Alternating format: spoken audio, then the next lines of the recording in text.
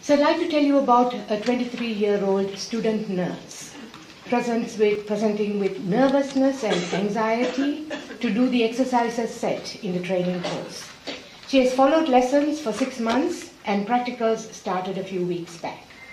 She has severe tremor in both hands when giving injections and dressing wounds.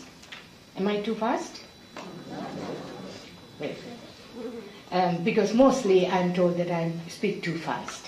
And when I started teaching outside Sri Lanka, where I come from, very often I got stopped and people said, "Radha, stop, say it again." So I realized that if I speak slower, I say less. And she was embarrassed that when she started having this severe tremor, that everybody could notice this. And this made the tremor even worse. She also had palpitations, which the others couldn't see, sweaty hands, and turns close to fainting. She's pale, rather slim.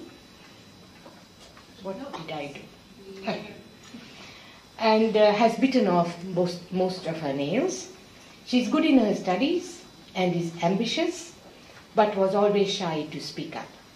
She now needs help to get over this problem of the anxiety and the nervous tremor, or she could not continue this line of studies. The TCM diagnosis I made of her was that she had performance anxiety, and performance anxiety is primarily due to heart deficiency. The symptoms the patient manifests will show what aspect of heart is deficient, so maybe yin or blood or yang or qi.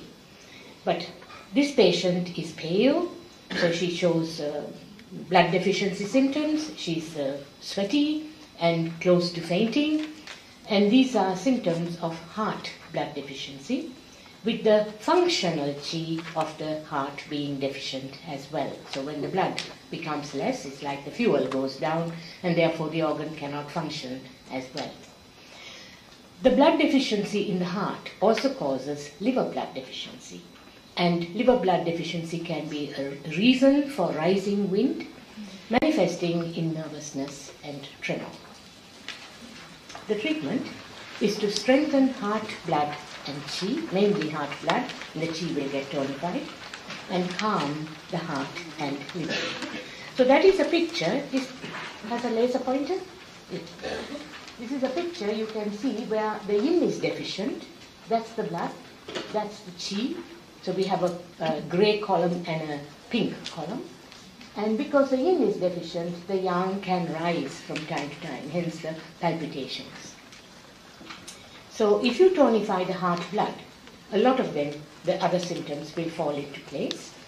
And to tonify heart blood, I would tonify heart yin and yang aspects. So I have used here the move front and the back shoe points of the heart, front 14, bladder 15. And to treat this intermittent yang rising, I have used heart 5, low connecting point. Spleen 10, urinary bladder 17 are also to improve the blood. Urinary bladder 13 is to improve the lung qi because she has a cold sweating, which is means that the lung function, the skin function is not good. The skin is open when it should be closed because the patient is cold. So bladder 13 will improve the function of the lung, which is the back shoe point of lung, and liver 3 against the nervousness and the tremor. Do 20 is a very good point. It's a tranquilizing point, but I don't think you should use do 20 every time on a patient, every condition.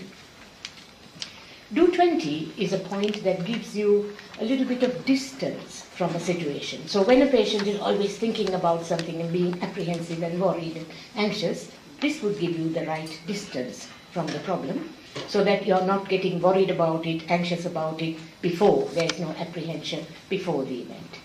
But it is not a good point to give before the performance, because if you give do 20 before the performance, then you're not in the situation, you're outside the situation. You wouldn't want me to be outside the room today, would you? You would like me to be in the room, present, yeah? So do 20 is not given on the day of the event. The best point to use on the day of the event is heart 9. So I have treated a lot of people before interviews and before examinations the day before to give. Do 20 with all the other points is good, but on the day you have to give heart 9.